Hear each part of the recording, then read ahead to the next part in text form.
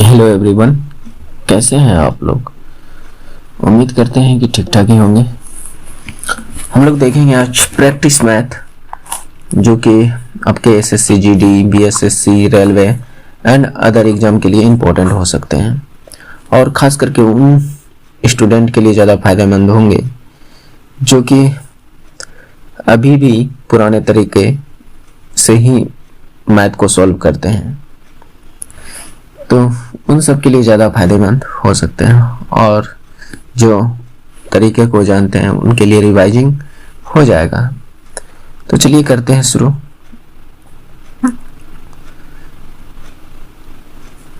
यहाँ पर देखिए, 3 वर्ष पूर्व सचिन की आयु उसके पुत्र की आयु के 6 गुने से 3 वर्ष अधिक थी। 4 वर्ष बाद उसकी आयु उसके पुत्र की आयु के 4 गुने से 10 वर्ष कम होगी, तो उनकी वर्तमान आयु क्या होगी। इस क्वेश्चन को तरीके से करने से बेहतर है कि आप थोड़ा सा ऑप्शन का सहारा ले लें, तो जल्दी बन सकती है। यकीन मानिए, ऑप्शन से जल्दी बनेगा। जैसे हम मान लेते हैं उनकी वर्तमान उम्र जो होगा सचिन का और उसके पुत्र का, तो सचिन का मान लीजिए इस साइड का जितना है सबका सचिन का उम्र है और इस साइड जितना भी है वो उसके पुत्र की उम्र है। अगर वर्तमान उम्र उसकी मान लिए 30 और 7 दोनों के, तो यहाँ पहला जो लाइन बोल रहा है यहाँ तक 3 वर्ष पूर्व कहने का मतलब ये 27 वर्ष का होगा और 3 वर्ष पूर्व ये 4 वर्ष का होगा। ओके, तो उसके पुत्र के 6 गुने से 3 वर्ष कम होगा। इसका 6 गुना करेंगे कितना होगा, 24। क्या 24 से ये 3 वर्ष कम है? तो है, इसका मतलब ये ऑप्शन बिल्कुल राइट है। नहीं तो आप दूसरा ऑप्शन भी चेक करके देख सकते हैं। जैसे हम यहाँ पर चेक करते हैं दूसरा ऑप्शन, देखिए 1 मिनट। अगर ये वर्तमान उम्र होती तो 3 वर्ष पहले ये कितने वर्ष, 26 वर्ष की। 3 वर्ष पहले ये 5 वर्ष की। इसके 6 गुने से 3 वर्ष कम होने, इसका 6 गुना कितना, 30। क्या 30 से ये 3 वर्ष कम है? नहीं, ये 4 वर्ष कम है, इसलिए ये ऑप्शन नहीं होगा। आप सभी ऑप्शन चेक करके देख सकते हैं, नहीं होगा। तो यहाँ ऑप्शन ही बेटर था, जो कि इस सवाल को करने का सही तरीका। हालांकि आप तरीके से करिए, देखिए कितना टाइम लगता है। नेक्स्ट, थोड़ा सा पेन को पतला कर लेते। ओके, यहाँ पर बोल रहा है कि समीकरण इतना का बराबर 0 का हल -2b है। -2b, तो k का मान क्या होगा। ये -2b जो दिया है ये x बराबर दिया है, तो x के जगह पर इतना पुट कर दीजिए तो आपका आंसर आ जाएगा। यहाँ पर क्या है, x into 2x minus 3b minus k बराबर 0। x के जगह पे -2b पुट करना है तो -2b, 2x के जगह पे -2b पुट करना है, -3b माइनस k है तो उधर लेते जाइए तो ये k बन जाएगा प्लस में, तो यहाँ पर आएगा -2b और 2 दूनी 4 -4b -3b बराबर k। तो यहाँ से ये आ जाएगा आपका -2b और माइनस इधर हो जाएगा -7b। इसको सोल्व कीजिएगा तो बराबर k, माइनस माइनस प्लस और 7 दूनी 14, b गुना b स्क्वायर हो जाएगा, तो ये k बराबर आपका फाइंड हो गया। तो कहाँ पर है, ये ऑप्शन नंबर 1 14b स्क्वायर। तो ये सब थोड़ा सा सोचना पड़ेगा। नेक्स्ट, इसलिए हम बोल रहे थे ये उन सब स्टूडेंट के लिए ज़्यादा फायदेमंद होंगे जो कि पूरी तरह से बेसिक पर डिपेंड है, क्योंकि बेसिक में ज़्यादा एक तो टाइम भी लगेगा और कहीं अगर गलती हो गया तो पूरा टाइम आपका बर्बाद। तो चलिए इसको करते हैं। एक कार्य करने में ए बी से दुगुना या सी से 3 गुना समय लेता है। चलिए समय यानी समय के बारे में बात किया है, किसके किसके, ए बी सी। चलिए कुछ मान लेते हैं। सी से यानी बी से तो 2 गुना ले रहा है, कौन है, ए। बी से 2 गुना और सी से 3 गुना समय लेता है। सी को हम कुछ मान लेते हैं, सी को 2 मान लेते हैं, तो इसका 3 गुना कितना होगा, 6। और बी से 2 गुना, इसका मतलब ये 3, तो 3 का ये 2 गुना है और इसका ये 3 गुना है। ये टाइम का रेशियो आ गया। ओके, एक साथ मिलकर एक कार्य करते हुए उसे कार्य को 2 दिन में पूरा कर सकते हैं, तो बी अकेला उस कार्य को कितने दिन में, तो ये तो हमारा टाइम का रेशियो निकल कर आया। किसका, टाइम का रेशियो निकल कर। तो हमें क्षमता की रेशियो निकालनी है, क्षमता की रेशियो निकालनी है, तभी हम उसके काम को फाइंड कर पाएंगे कि वो कितना, टोटल कार्य कितना है। टोटल कार्य बराबर यहाँ से जो आप देखेंगे, टाइम इंटू एफिशिएंसी यानी समय गुने क्षमता। टोटल काम, कुल कार्य बराबर समय गुना क्षमता। तो कुल कार्य तभी निकलेगा जब हमें क्षमता के बारे में पता हो। यानी ये टी है और ये आपका ई है। आप यहाँ पर समझने का कोशिश कीजिएगा। तो हम इसका निकालें कैसे कि आखिर इसका क्षमता कितनी है। तो यहाँ पर जिसकी निकालनी हो, ए की निकालनी हो, तो ए को आप कुछ देर के लिए भूल जाइए कि यहाँ पे कुछ है। इन दोनों को गुना कीजिए, 3 दूनी 6। ओके, क्षमता। अब बी की निकालनी है, तो बी यहाँ पे कुछ देर के लिए भूल जाइए कि यहाँ कुछ है। तो सिर्फ क्या है, 6 और 2, इन दोनों को गुना कर दीजिए, 12। सी की क्षमता निकालनी है, तो सी का मान को भूल जाइए यहाँ पर कि कुछ है, तो इन दोनों को 6 तिया 18। ओके, ये जाकर क्षमता इसकी निकल गई। इसको आप कटा भी सकते हैं, कटा दीजिएगा। ये 1, ये 2, 6 से सब कट जाएंगे, ये 3। ये तीनों की क्षमता निकल कर आएगी। ए की क्षमता 1, बी की क्षमता 2 और सी की क्षमता 3। तो उसी कार्य को 2 दिन में पूरे, जब तीनों एक साथ करते हैं, तीनों एक साथ करें तो कितना क्षमता टोटल होगा, टोटल क्षमता कितनी होगी, 3 2 5 1 6, क्षमता 6, कितने, 2 दिन में, गुने में समय 2 दिन। तो ये कुल कार्य निकल कर यहाँ पर आ जाएंगे। मेरी बात को आप समझने का जरा कोशिश कीजिएगा, आसानी से बनेगा। तो यहाँ से टोटल वर्क कितना हो गया, 12। अब इस टोटल वर्क को बी से, अकेले बी से करवाना है, अकेले बी से। तो बी की क्षमता क्या है, अगर हम यहाँ से देखें, समय बराबर सूत्र क्या बनेगा, जरा मेरी बात को समझने का कोशिश कीजिएगा। टाइम को यहाँ रहने देते हैं, तो टोटल वर्क अपॉन ये ई नीचे आ जाएगा, है कि नहीं, इतना। तो यहाँ पर जरा ध्यान दीजिएगा, टोटल वर्क कितना है, 12। और बी की क्षमता, जिससे काम करवाना है उसकी क्षमता से भाग दे देंगे, यहाँ पर ई जो है तो 2। तो ये निकल कर आ जाएंगे आपके 6 दिन। ओके, देखिए कितना आसान था। अगर आप बेसिक तरीका से अप्लाई करते हैं तो फिर देखिए क्या आपका होता है, फिर आप तो समझ सकते हैं। नेक्स्ट, एक कार 300 किलोमीटर दूरी तय करने में 5 घंटे का समय लेती है। पिछली बार के लिए गए समय का 4/5 भाग में समान दूरी तय करने के लिए किलोमीटर प्रति घंटा में कितनी गति बनाए रखनी होगी। ओके, तो हमारे पास यहाँ पर पहले वाला का चाल निकल सकता है। यहाँ पर देखिए, चाल बराबर क्या होती है, दूरी बटे समय, यही तो होता है कि नहीं, समय। तो यहाँ पर दूरी आपको कितना दिया हुआ है, 300, समय कितना दिया है, 5। यहाँ से ये कितना निकल कर आएगा, 60 किलोमीटर पर आवर, यही तो निकल कर आया, है कि नहीं। अब यहाँ पर देखिए, समय का अनुसार दिया है, समय कितना दिया है टाइम आपको 4/5 पहले की तुलना में। तो इसको देखते हैं टाइम का रेशियो, यहाँ पे रेशियो मेथड लेते हैं।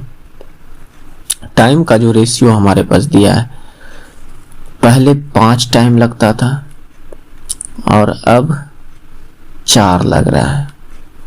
पहले 5 टाइम लगता था, अब यानी 4/, पहले का भाग, यानी कहने का मतलब पिछली बार जो लिए गए समय का 4/5 भाग में समान दूरी तय कर पा रहे हैं। तो कितनी गति बनाए रखनी चाहिए समान दूरी तय करने के लिए? तो ये टाइम का रेशियो है। तो स्पीड का रेशियो क्या होगा? स्पीड, आप इससे स्पीड समझ लीजिएगा। तो इसका टाइम का उल्टा होता है स्पीड का रेशियो, तो 4:5। तो ठीक है, तो ये पहले का स्पीड है और ये बाद का स्पीड है। पहले का स्पीड रियल में कितना है? 60 किलोमीटर पर घंटा। और तो ये 60 किलोमीटर पर घंटा जो ये अनुपात में 4 का मान है, अनुपात में 4 का मान, तो ये कितना गुना है? 15 गुना। तो इसका भी आप 15 गुना कर दीजिए, वही आपका आंसर हो जाएगा। तो यानी 75 किलोमीटर पर आवर। ये ऑप्शन नंबर सी ये राइट आंसर है। इतना शॉर्ट टर्म में आप कर सकते हैं अगर थोड़ा सा सोच सकते हैं तो। नेक्स्ट, हाँ, और आप लोग से एक हमारी शिकायत है कि आप लोग वीडियो तो देखते जरूर हैं लेकिन सब्सक्राइब नहीं करते हैं। तो भाई सब्सक्राइब कर लीजिए, क्योंकि हम देखते हैं अर्धनग्न फकीर सबको तो भर भर के लाइक देते हैं।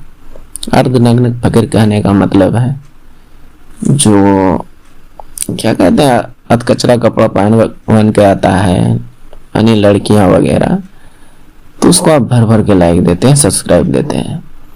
यहाँ तक कि पाकिस्तान से आई हुई सीमा को भी आप लोग मिलियन में व्यूज पहुंचा देते हैं, मिलियन में सब्सक्राइब पहुंचा देते हैं।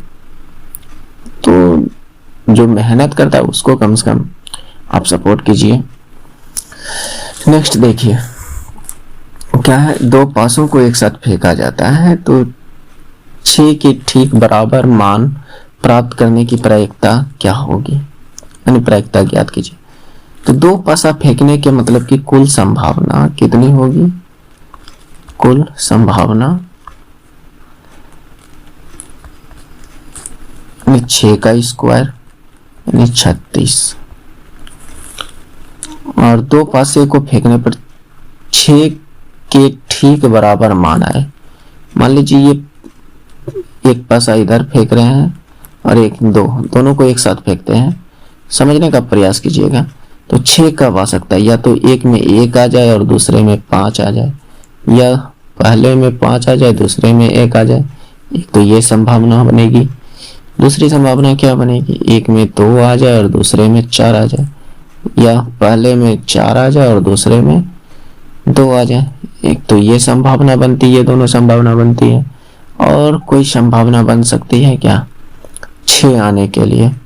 हाँ, 3 की, 3 पहले में आ जाए दूसरे में 3 आ जाए, तो ये संभावना बन सकती है। अगर यह कह सकते हैं 3 इसमें आ जाए 3 ये तो एक ही संभावना होगा। ये जब 2 टर्म एक बार आए तो वह दोनों में एक ही नंबर आए तो उसको एक ही बार आप काउंट कीजिए। तो टोटल इतनी ही संभावना बन सकती है, 1 2 3 4 5। तो प्रायिकता क्या होता है आप लोग पढ़े होंगे, प्रायिकता बराबर एकता बराबर कुल संभावित मान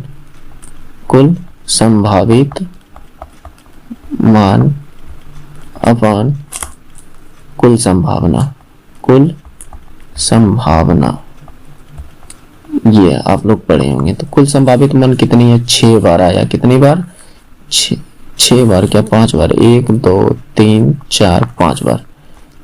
और कुल संभावना कितना है? 36। तो ये कटे पिटेगा तो नहीं, तो ये 5/36 आ जाएगा। ये आपका राइट आंसर है, ऑप्शन नंबर सी राइट है। यहाँ पर देखिए अगर 2 बार फेंका जाए तो इसलिए स्क्वायर के, अगर 3 बार फेंकता तो क्यूब करते हैं, 4 बार फेंकता तो पावर 4 करते हैं, ऐसे कुल संभावना निकालने के लिए पासे में। ओके नेक्स्ट, देखिए, प्रदीप ने सना से एक विशेष धनराशि का 48% प्राप्त किया। प्रदीप ने प्राप्त धन का 30% गैजेट पर और 55% शिक्षा पर। प्रदीप के पास उपरोक्त शुल्कों को काटने के बाद 3600 रुपया शेष बचता है। तो शुरुआत में सना के पास कितनी धनराशि थी? मान लेते हैं सना के पास जो था 100 धनराशि थी, माना हुआ 100 यूनिट थी। ओके, तो इसका 48% धनराशि प्रदीप ने प्राप्त किया। किसने? 48%। ये सना के पास है। ये कितना किसके पास है? सना का। प्रदीप 48% इसका प्राप्त कर लिया।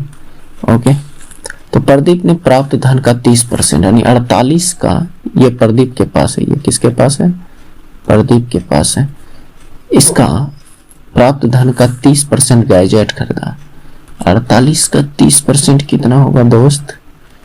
तो यहां से इसको कीजिएगा तो 48 दिया 144 यानी 144 अपॉन 10 यानी 14.4 गैजेट पर।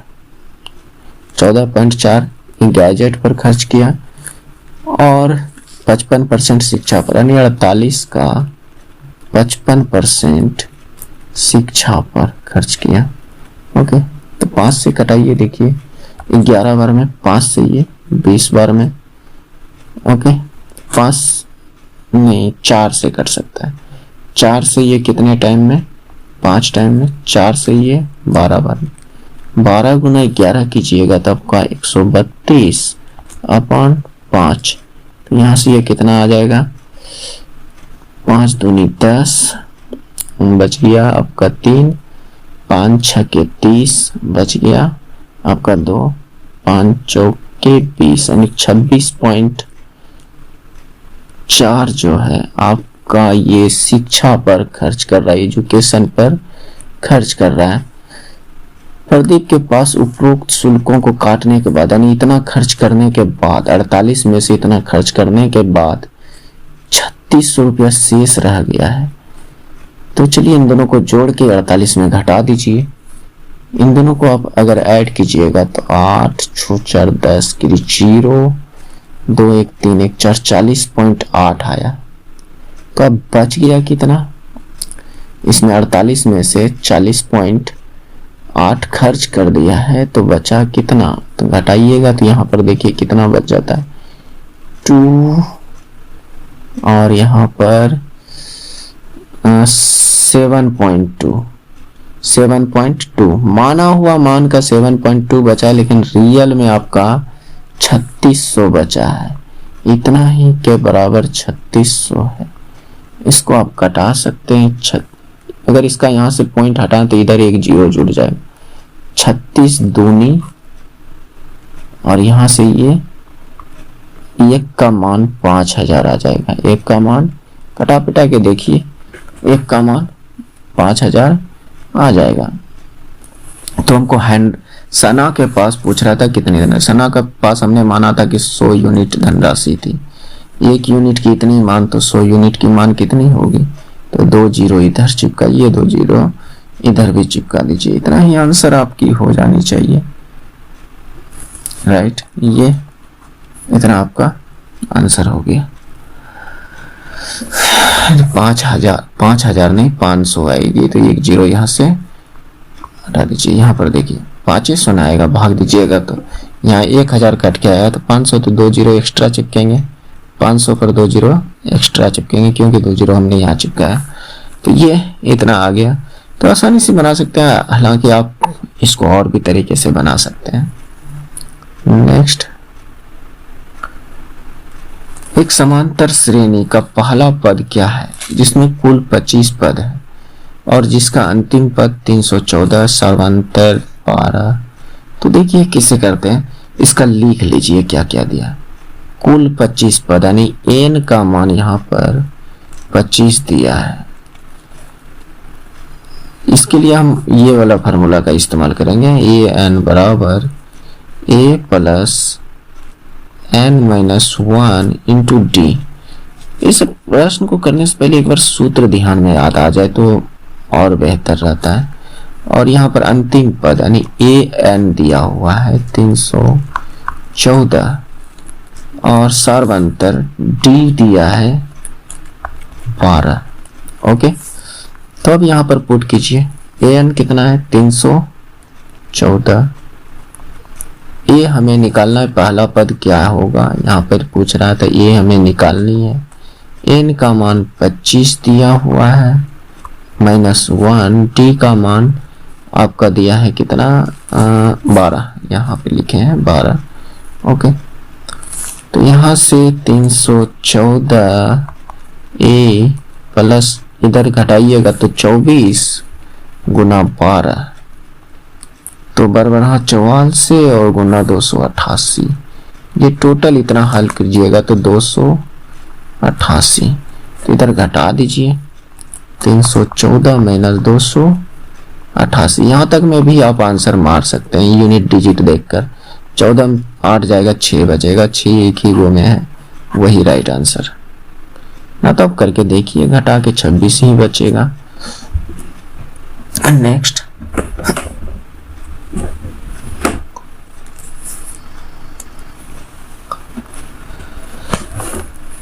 ये तो सिर्फ क्या कहते हैं गुना भाग है और कुछ है नहीं। हालांकि चलिए कर देते हैं। 4 दूनी 8, 2 10/4 है, जो भी है पहले उसको सीधा करके लिखिए, भागा 2/7 गुने x/4। इधर है आपका 4 दूनी 8 9/4। इसको जैसे कहते हैं इससे रहने दीजिए, 4/6 भागा है भागा, चलिए भागा 1/2 इतना। तो यहाँ पर थोड़ा सा ध्यान में रखिएगा कि बोर्ड मास का रूल अप्लाई करें तो बेहतर होगा। बोर्ड मास में पहले किसका काम होता है, गुना का होना चाहिए। BODMAS bracket of divide मास यानी मल्टीप्लाई एडिशन सब्ट्रैक्शन। तो मतलब कि यहाँ पर पहले किसका डिवाइड का काम होना चाहिए, डिवाइड का। तो यहाँ पर देखिए 10/4 भागा का काम, तो इसको उल्टा दीजिए 7/2, 2/7 था तो 7/2, ये x/4 जीरो का त्यों भागा 9/4 गुने 4/6 भागा का कम, ये उलट जाएगा 2/1 हो जाएगा। अब इसको हल कर लीजिए, देखिए कटा पिटा क्या आता है। तो यहाँ से ये 4 तो कट गया बराबर के दोनों साइड, पेन में थोड़ा सा कर लेता हूँ, ये कट गए। 2 से ये 3 टाइम चल जाएंगे, 3 से ये 3 टाइम, और कहीं कट रहा है क्या, ये देखते हैं कटा के। 2 से 2 टाइम, 2 से 5 टाइम इतना, और तो कहीं नहीं कट रहा है। तो यहाँ 5 7/5 35, x बराबर क्या आ गया 4 × 12 दूनी 24 दूनी, यहाँ पर 2 भी है, 24 दूनी 48। तो x बराबर 48/35 आ गया। तो इसको भाग दीजिए, चलिए हम भाग देते हैं सीधा सीधा। 35 से कहाँ 35 बच गया, 3 1 13 पॉइंट लगाइए 0। कितना बार में, 2 बार में 35 दूना 70, 3 बार में 25, 3 बार में कटाते हैं, 5 × 15, 3 × 9 1 10, यही राइट है। 5 2 1.3 आ रहा है लगभग में, इसका मतलब 1.3 के यहीं पर है। देखिए 1 अंक तक मिला, पूरा भाग भी देना का जरूरी नहीं है, ये आपका राइट आंसर है। नेक्स्ट,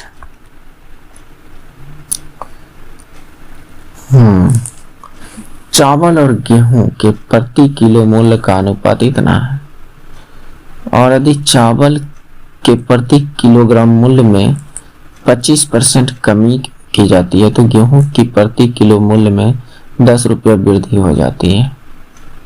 तो दोनों मूल्य समान हो जाती है, दोनों मूल्य समान। मान लेते हैं राइस और इधर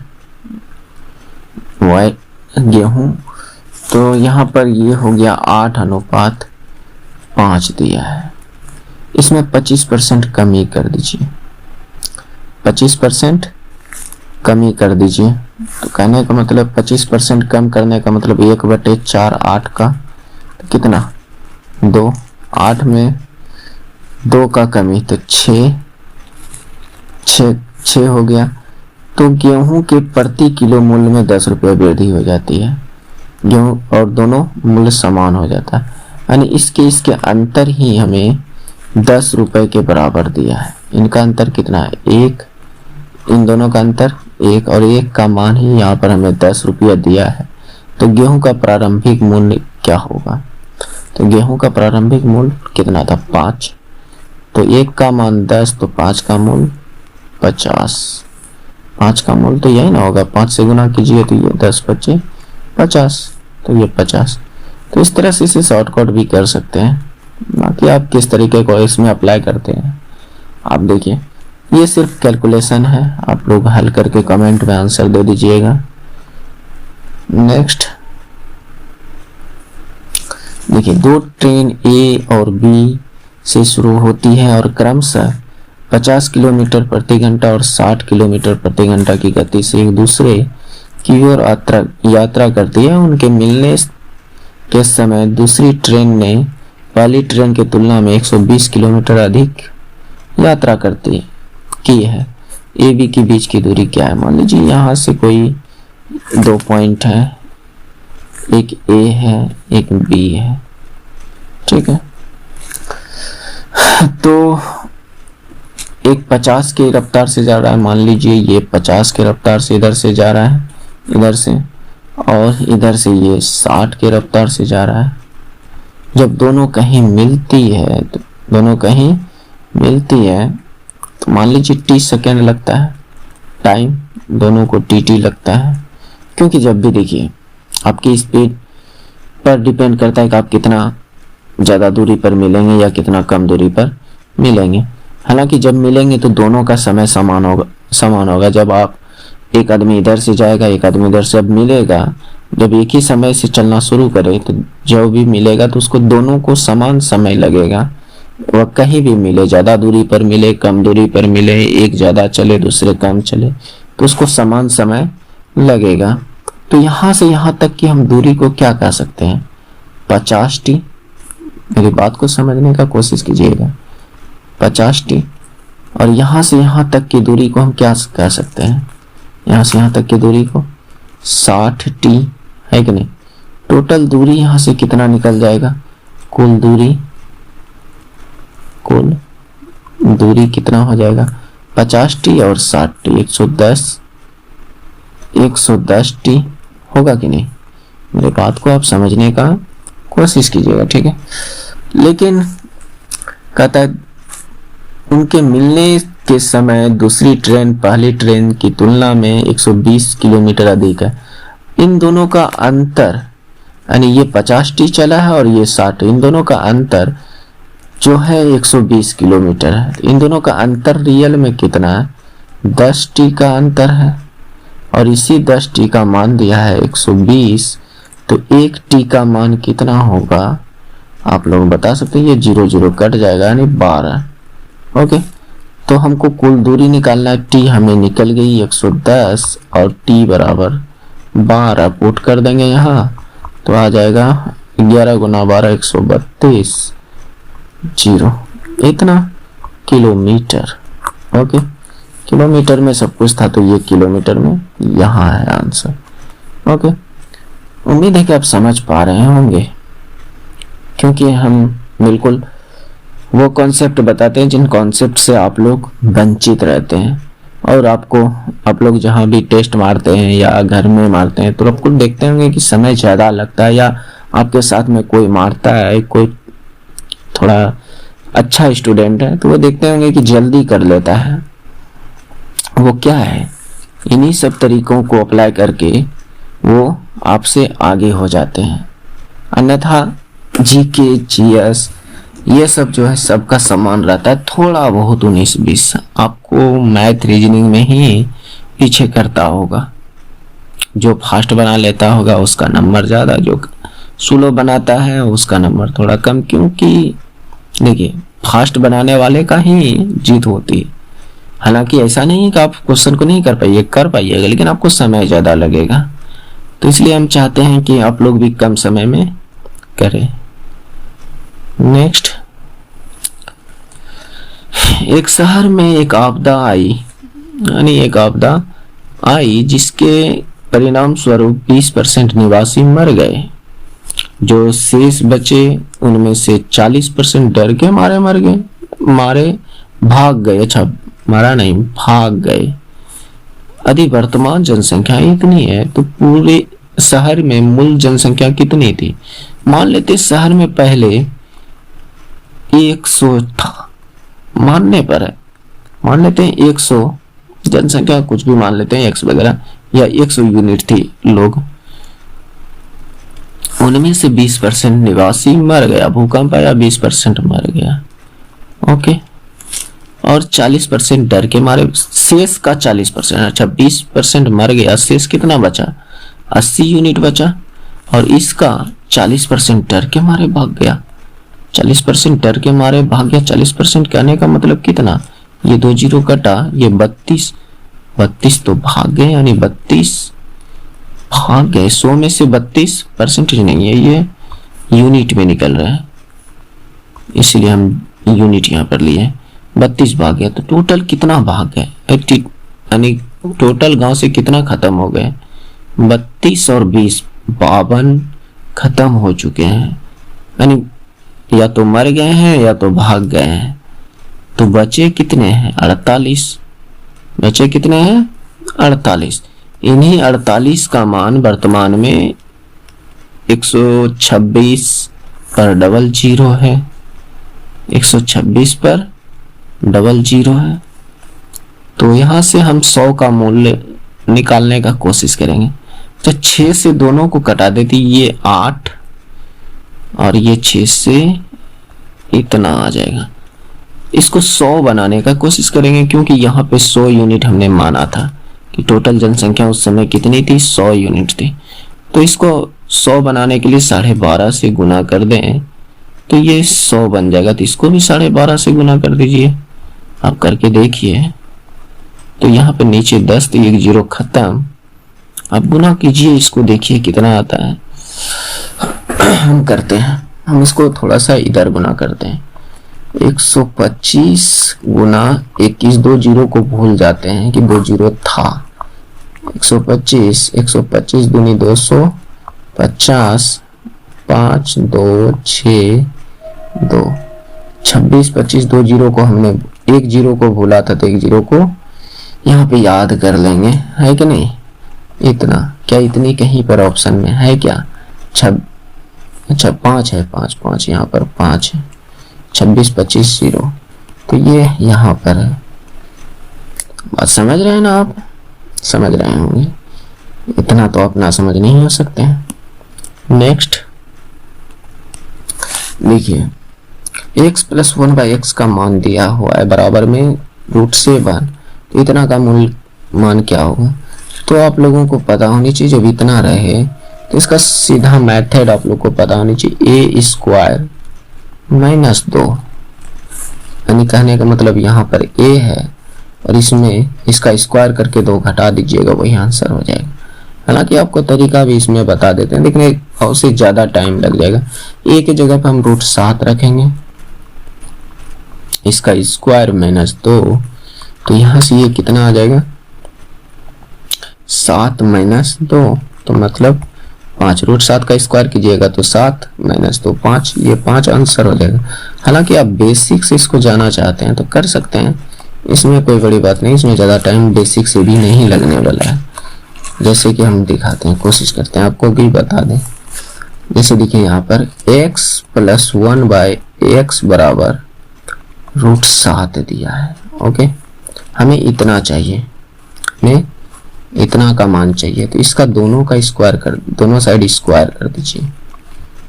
तो क्या होगा, यहाँ इधर स्क्वायर कीजिएगा तो x square plus 1/x² plus 2 ए के जगह पर यहाँ पर x है और b के जगह पर यहाँ पर 1/x है, बराबर में इसका स्क्वायर कीजिएगा 7। तो इतना तो हमें चाहिए, ये कट गया तो ये 2 प्लस में तो उधर जाकर माइनस में, x² प्लस 1/x बराबर 7 माइनस 2 कितना आ जाएंगे 5, है कि नहीं।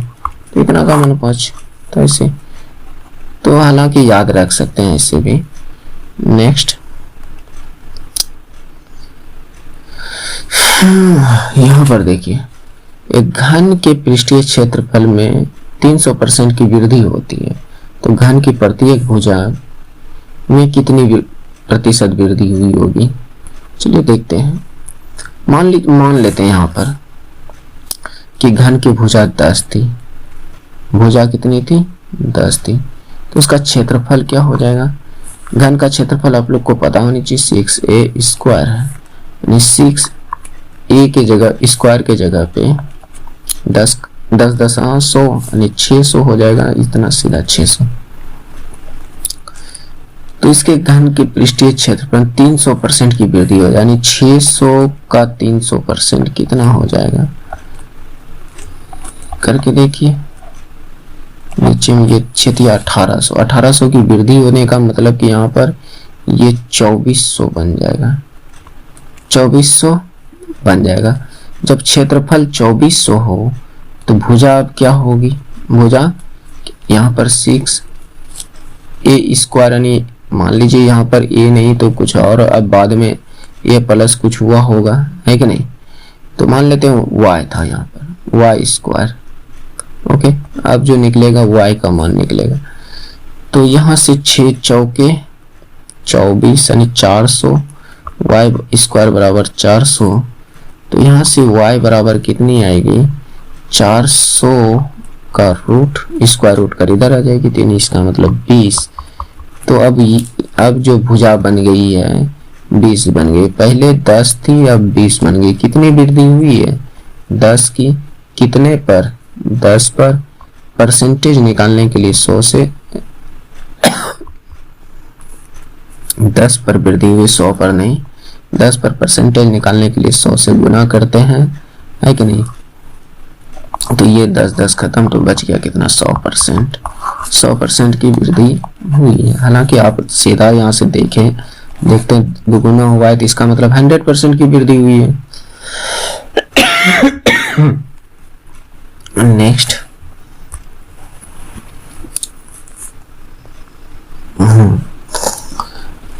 अकेले कार्य करते हुए ABC किसी कार्य को 11 दिन में, 20 दिन में और 55 दिन में पूरा कर सकते हैं, तो कार्य को कितनी जल्दी पूरा कर सकता है यदि वैकल्पिक दिनों में B और C A की सहायता की जाए।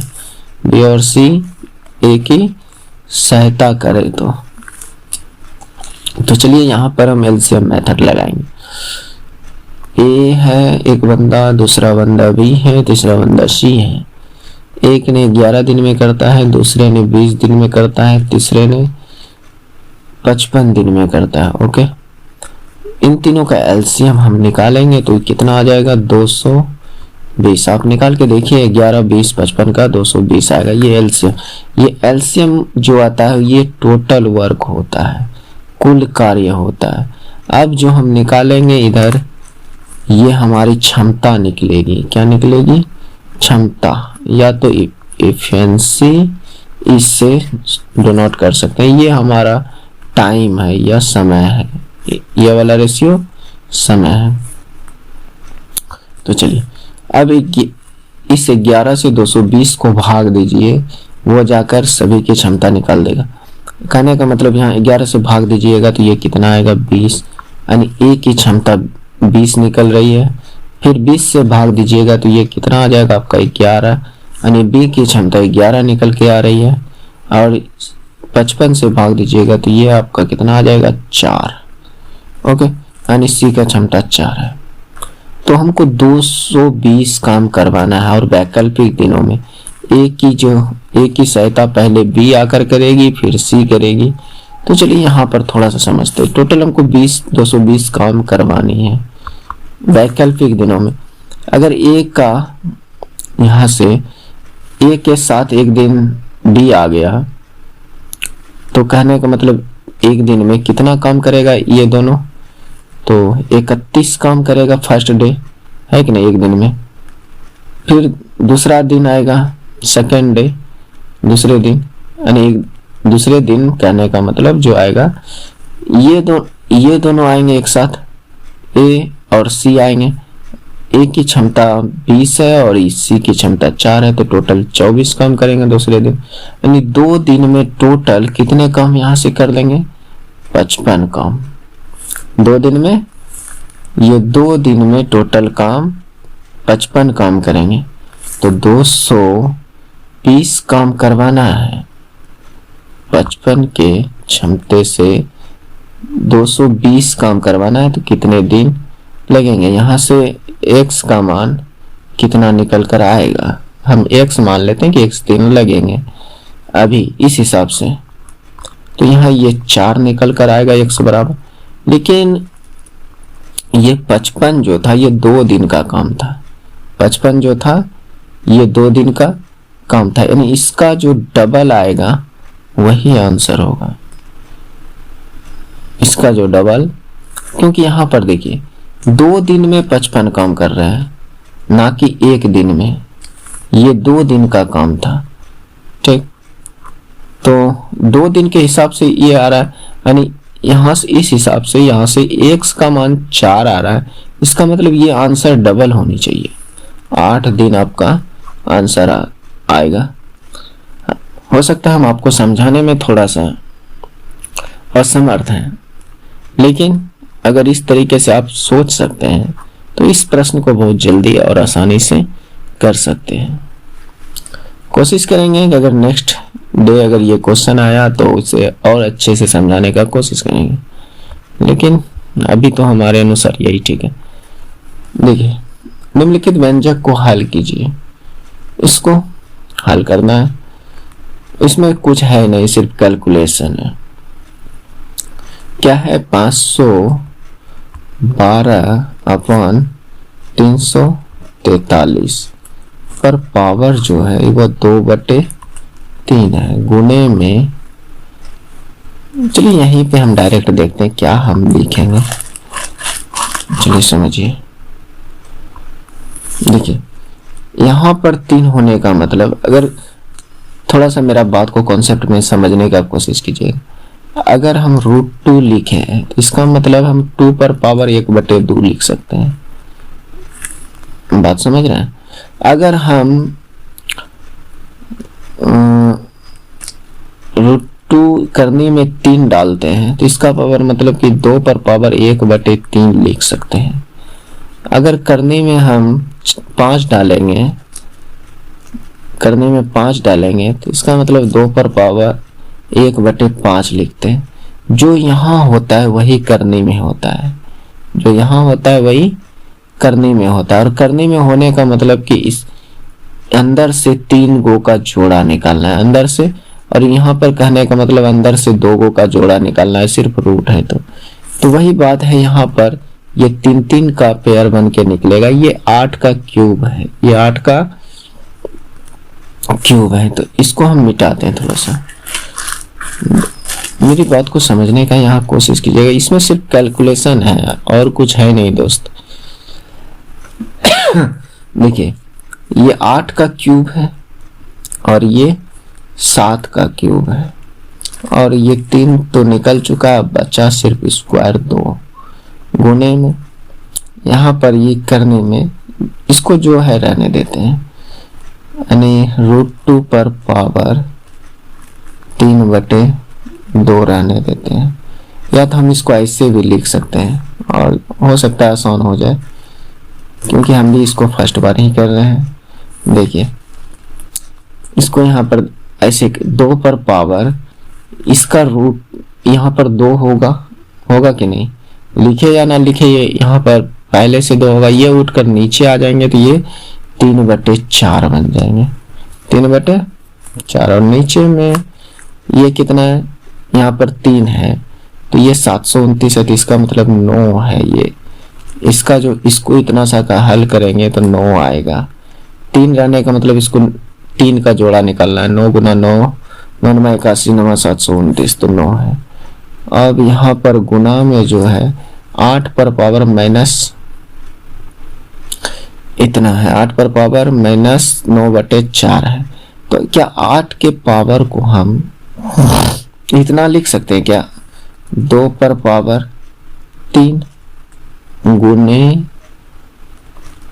माइनस 9 पर पावर 4, इतना लिख सकते हैं क्या?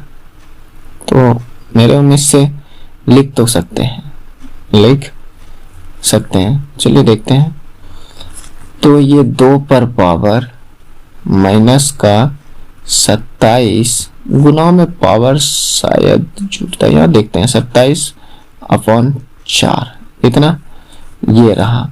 तो ये कहने का मतलब इसको हल कीजिएगा तो ये 64/49 गुने 2 पर पावर 3/4, यहाँ पर नीचे में 9 और यहाँ पर 2 पर पावर माइनस 27/4, यही होगा ना। थोड़ा सा पेन को मैं पतला कर लूं। चलिए यहाँ पर देखते हैं। तो यहाँ पर ये इतना आया। तो जब बेस समान हो तो पावर जुट जाता है, पावर जुट जाता है। यहाँ पर 64/49 यहाँ पर गुने में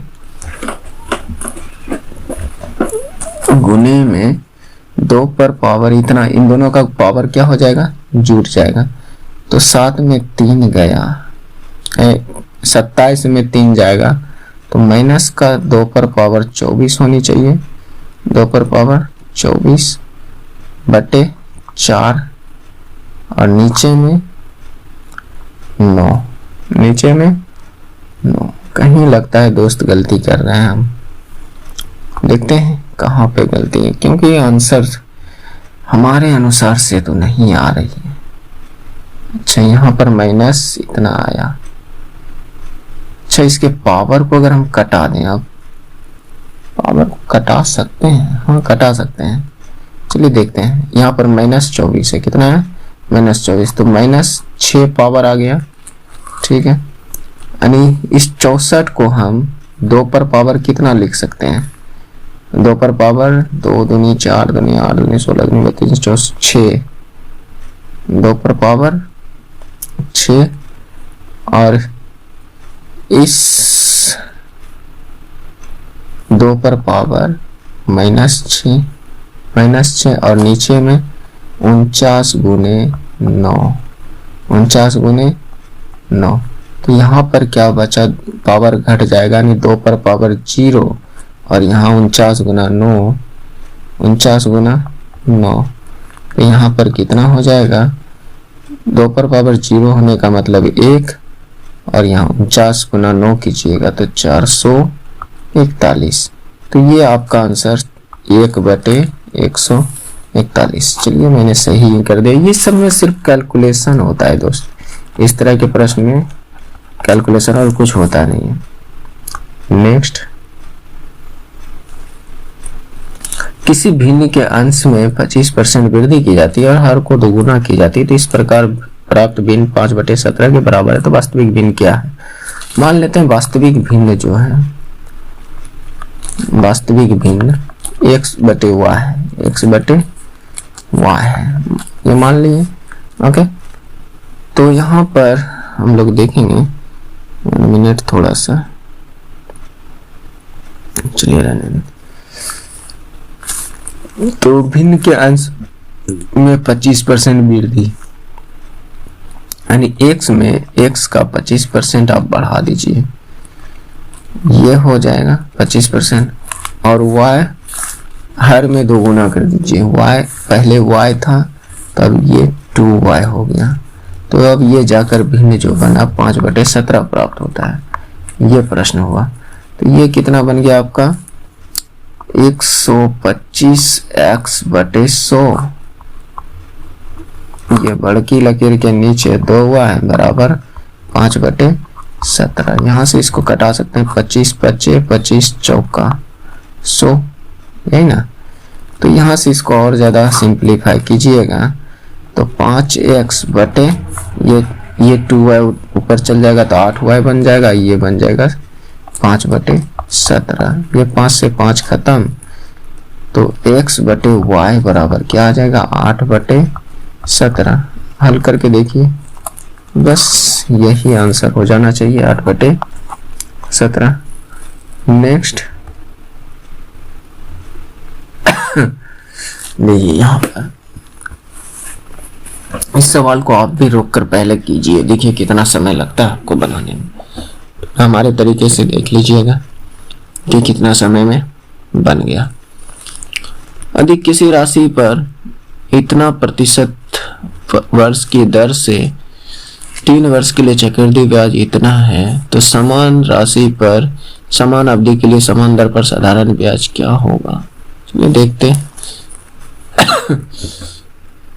हम इस पर यहाँ पर रेशियो मेथड लगाएंगे।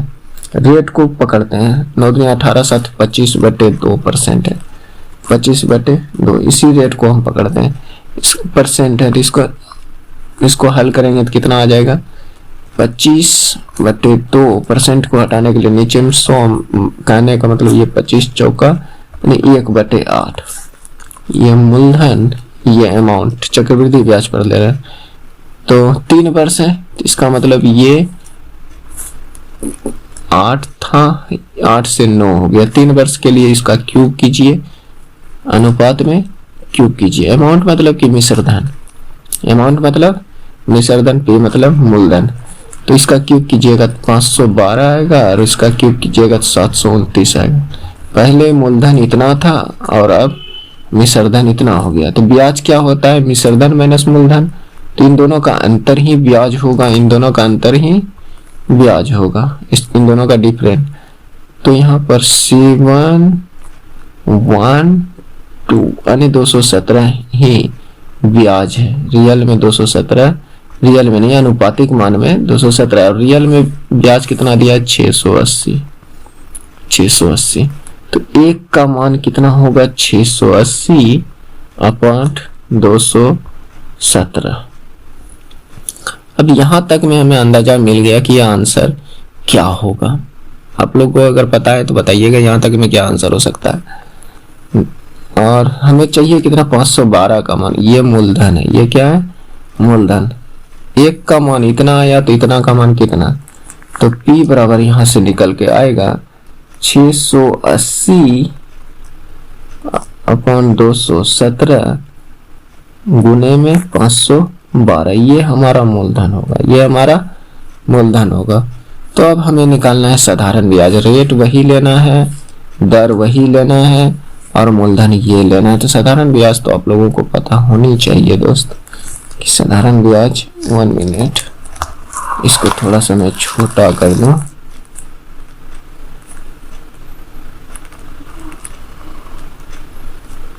चलिए ठीक है। फिर साधारण ब्याज क्या होता है दोस्त, आप लोग सिंपल सा फॉर्मूला भी लगा सकते हैं, P into rate R into T upon 100, यही तो होता है कि नहीं। P का मान हमने कितना निकाल लिया 680 गुना 512 अपॉन 217। रेट कितना है इतना, यानी 25 बटे 2% है। तो यहाँ पर रख दीजिए 25 बटे 2 को नीचे भी लिख दें तो कोई फर्क नहीं पड़ेगा परसेंट। और समय कितना है दोस्त 3 वर्ष, और नीचे में 100 लगनी चाहिए 100। अब इसको कटाइएगा तो नीचे में 217 आ रहा है दोस्त। यहाँ पर थोड़ा सा देखिए, हालांकि इसको हल करने चल जाइएगा ना तो फिर ये किसी से कटने वाला नहीं है, इसलिए इसका आंसर पॉइंट में आप कटा के निकाल लीजिएगा, कैलकुलेटर से भाग देकर आंसर आ जाएगा। नेक्स्ट, हमारे बताने का मतलब है कि यहाँ पर समय का बर्बादी होना, और हम नहीं चाहते कि आपका समय का बर्बादी हो, क्योंकि इस समय आपके लिए बहुत ज़्यादा इम्पोर्टेंट है। यहाँ पर देखिए, इसको हल कीजिए। z माइनस 20√6 है और यहाँ पर 5 प्लस 2√6 है। नीचे में 5 माइनस 2√6 बराबर 1 दिया तो हमें z का मान चाहिए कि z कितना निकल कर आएगी। चलिए देखिए, तो हर परिमेयकरण हम कर देते हैं ताकि आसान हो जाए, या तो हम सीधा सिंपल से हल करते हैं। तो ऊपर z माइनस 200, इसको z समझिएगा, 20√6 ओके, और इंटू 5 प्लस 2√6 बराबर, इसको तिराकोणी गुना कर दीजिए तो ये इधर आ जाएगा 5 माइनस 2√6। बात समझ रहे हैं? ओके, तो अब इसको इधर लेते जाइए नीचे, तो यहाँ पर क्या बच जाएगा, z माइनस 20√6 और ये नीचे चल जाएगा। यहाँ पर हम थोड़ा सा कलम को चेंज ही कर लेते हैं। 5 माइनस 2√6 अपॉन 5 प्लस 2√6। हर परिमेयकरण तो आपको आता ही होगा, तो इधर का हर परिमेयकरण कर लीजिए। हर परिमेयकरण करने का मतलब एक बार माइनस में एक बार प्लस में, यानी जो नीचे प्लस है तो ऊपर माइनस से गुना कीजिए 2√6। जैसे यहाँ पर देखिए ना, यहाँ पर भी 5 माइनस सेम, सिर्फ यहाँ पे चिन्ह बदल कर गुना कर दीजिए, तो इतना। तो अब ऊपर जो आएगा हम इधर ही करते हैं, बाकी बाद इसके बराबर में कर देंगे। ओके, तो ऊपर आ जाएगा 25, यानी ये प्लस यहाँ पर ये माइनस बी का होल स्क्वायर बन जाएगा, दोनों सेम टर्म है, प्लस 2 दूनी 4, 2ab 4 छके 24 माइनस 2 इसका स्क्वायर, यानी a square plus b square minus 2ab, 5 दूनी 10 दूनी 20√6, 20√6। और नीचे में जब सेम टर्म हो, इसका ऐसे भी देख लीजिए ना, क्या बनेगा, यहाँ पर a minus a plus b और यहाँ पर a माइनस b वाला टर्म है। जब इस तरह का टर्म रहता है तो क्या होता है, a square minus b square, ये बनता है। तो a स्क्वायर का मतलब 25, b स्क्वायर का मतलब 2 दूनी 4 छः 24 माइनस 24। तो यहाँ पर नीचे में 1 बन जाएगा, नीचे में 1 बन जाएगा, यानी घुमा फिरा के कहने का मतलब इसको इधर मिटा दें तो ये देखिएगा, यहाँ पर इसको ओहो ऐसे इसको इधर सटा देते हैं, ये रहा सही। अब घुमा फिरा के इतना बराबर इतना आ गया, बात समझ रहे हैं? तो यहाँ पर z z माइनस 20√6 और बराबर में आ गया, नीचे में 1 हो जाएगा ना, तो ये इसका कोई मतलब ही नहीं है। तो 25, 24, 49 माइनस 20√6।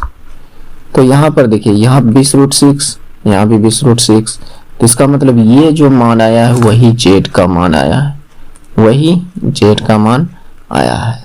ओके, तो यहाँ से 49 आपका राइट आंसर हो जाएगा। नेक्स्ट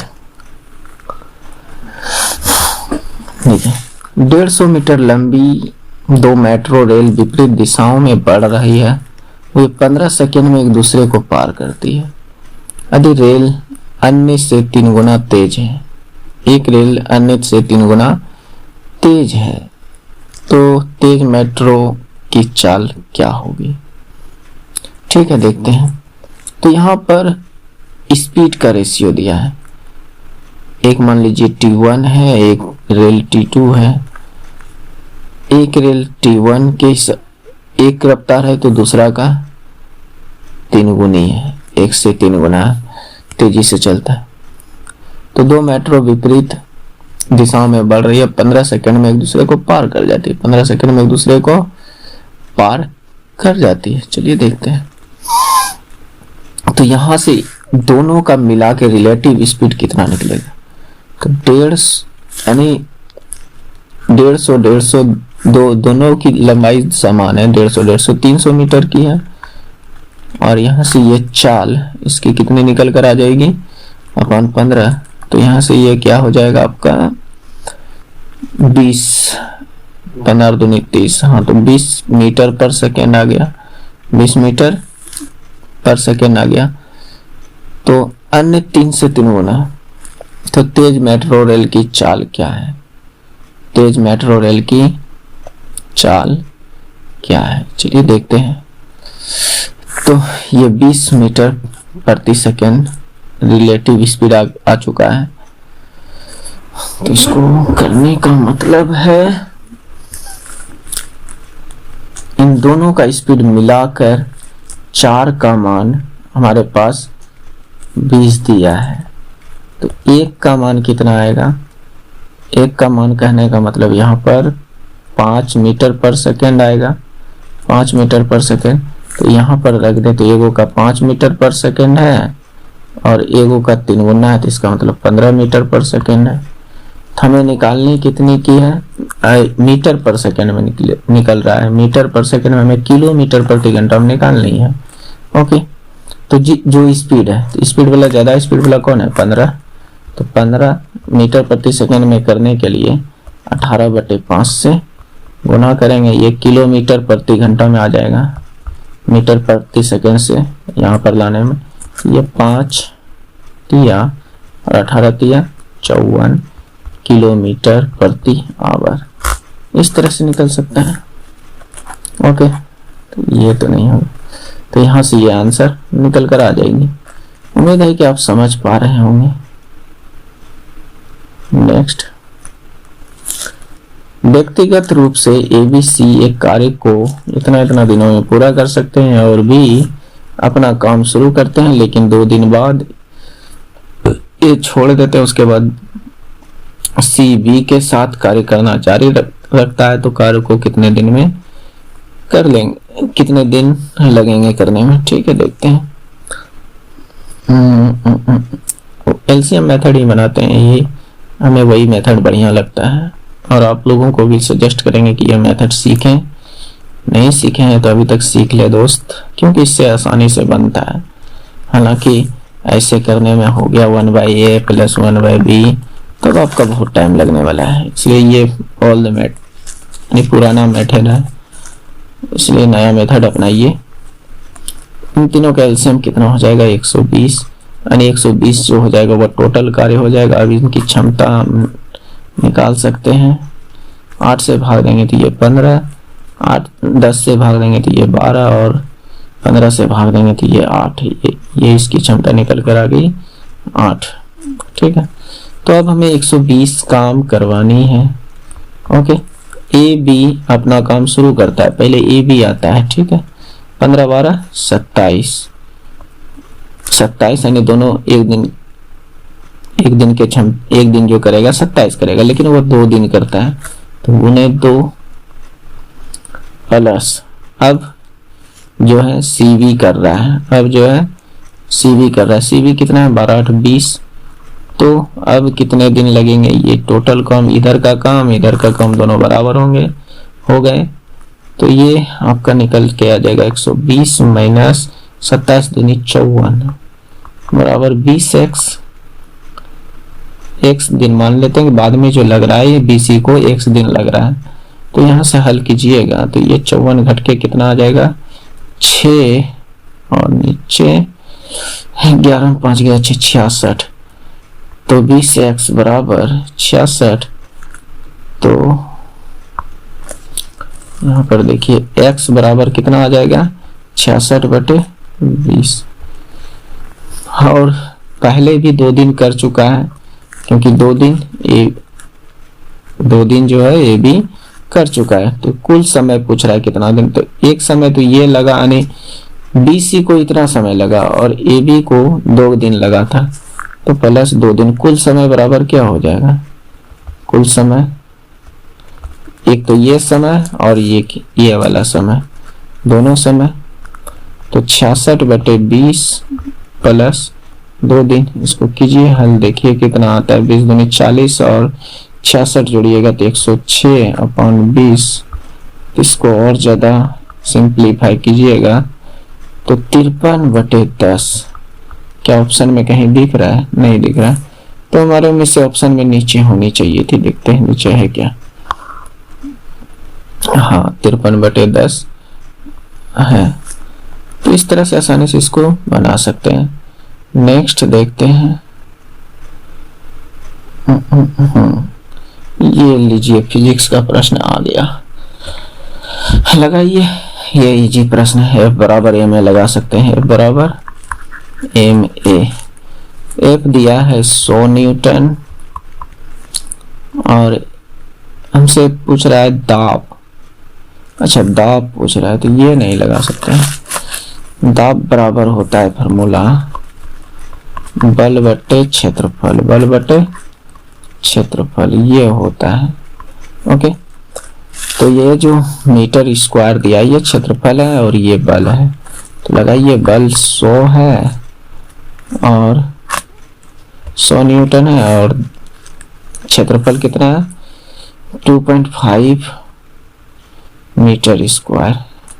तो यहाँ से ये कट कर कितना आएगा? अगर 2 होता तो ये 50 बार में कटता, जो कटाते हैं।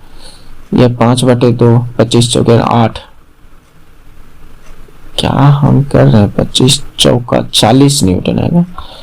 भाग दीजिए, ये 40 न्यूटन प्रति मीटर स्क्वायर। ये आपका 40 न्यूटन प्रति मीटर स्क्वायर आ जाएगा। ओके, तो ये आपका राइट आंसर। नेक्स्ट देखते हैं। ओह, ये देखिए जीके घुस गया आपका। भारत में पिन कोड प्रणाली कब शुरू की गई थी? चलिए इसका आंसर बता देते हैं। ये 15 अगस्त 1972 को शुरू किया गया था। तो ये रहा लास्ट क्वेश्चन था। और आप लोग कमेंट में बताइएगा कि आपको ये सेशन कैसा लगा। कुछ सीखने के लिए मिला तो जरूर लाइक कर दीजिएगा और हो सके दोस्त सब्सक्राइब करके भाई को सपोर्ट कीजिए, ताकि और भी इस तरह के इंटरेस्टिंग वीडियो आपके सामने लाएं।